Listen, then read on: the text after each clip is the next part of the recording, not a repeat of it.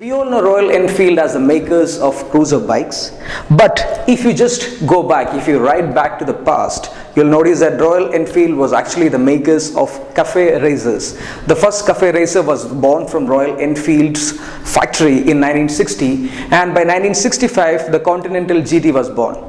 By 1985 the cafe racers were no longer in demand. In 2010 Royal Enfield again showcased their concept cafe racer, the Continental GT, and just by 2 years later the Continental GT is launched.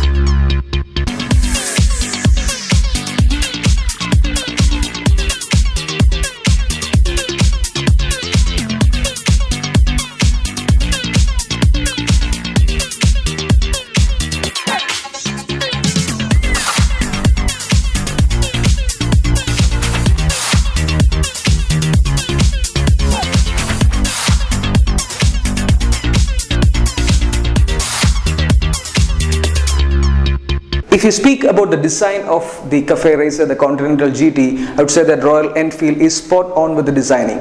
The cafe racer Continental GT is definitely an attention grabber. They have gone, the company Royal Enfield has gone to the retro styling of Continental GT. It's a classic looking bike, and if you see it parked anywhere, you'll definitely have a look at it again and again.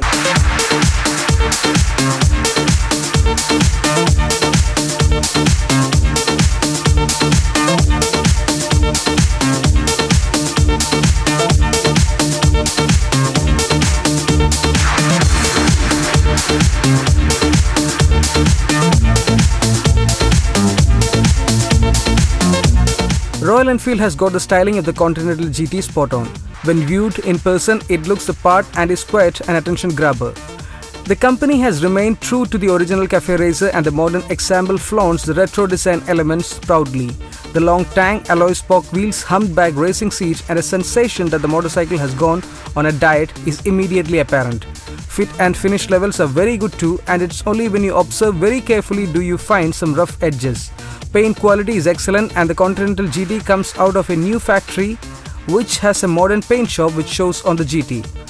The Royal Enfield Continental GT gets a twin port cluster with the left side housing the speedometer, marked both in kilometers per hour and miles per hour, and a small LCD screen with a digital display showcasing twin trip meters, odometer and fuel level.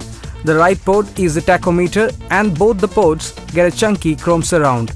The switch gear is familiar to other Royal Enfield bikes and feels good to operate. The mirrors have titanium dioxide coating on them, but since it's mandatory to have a rear view mirrors with an 80mm circular design, these are not standard. The optional mirrors cost ₹4,000, and the pillion seat is also optional, which comes with pillion foot pegs. The Continental GT is registered and homologated as a single seater.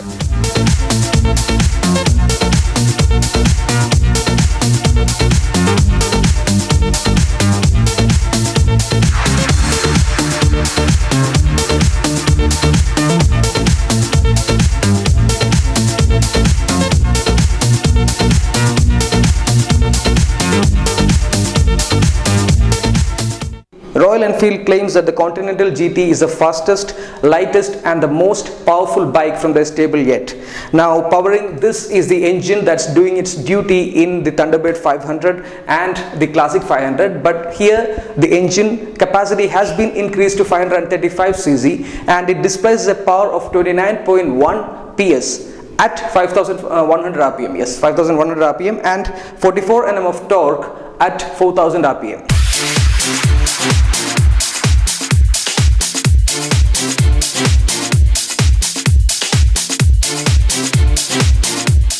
Royal Enfield claims the Continental GT is the fastest, lightest and most powerful motorcycle from their stable.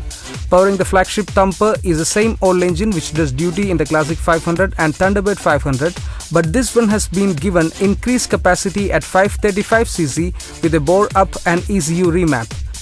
The increase in displacement has also seen an increase in output, which now reaches 29.1 bhp of power at 5100 rpm and 44 Nm of torque at 4000 rpm. So the Continental GT isn't very powerful considering the cubic capacity of the motor. It weighs a full 184 kg, so it isn't very light either. Fastest Royal Enfield definitely, but not a very fast bike per se. However, Royal Enfield will offer performance parts for those who want more juice out of their cafe racer.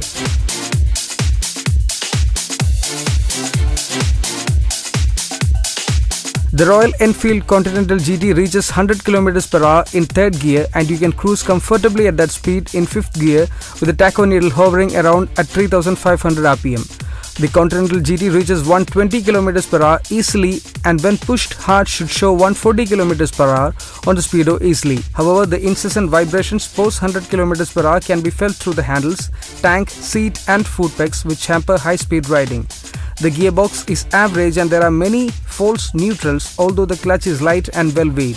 The Continental GT gets clip-on handlebars and the seating position is by far the sportiest of any Royal Enfield bike, but the saddle is itself wide and the cushioning on the seats is on the softer side. The riding position isn't aggressive, and all this makes riding the Continental GT for long durations an easy task. The foot pegs are a bit rear set but offers comfort. Armed with Brembo discs at the front and rear with steel braided lines, the Continental GT offers excellent stopping power, and the braking performance benefits from the fantastic Pirelli rubber as well.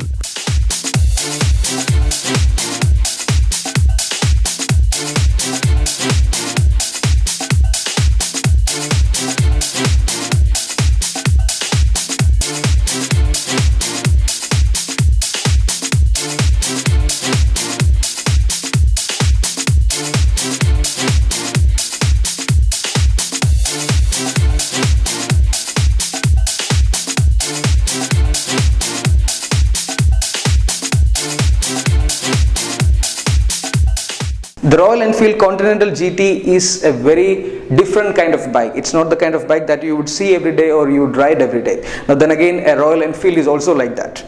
Now Royal Enfield claims, or it's even true, that it's the only one cafe racer that's available in the world right now. So if you want to go to that classic era of cafe racing, you should definitely think about getting a Royal Enfield Continental GT.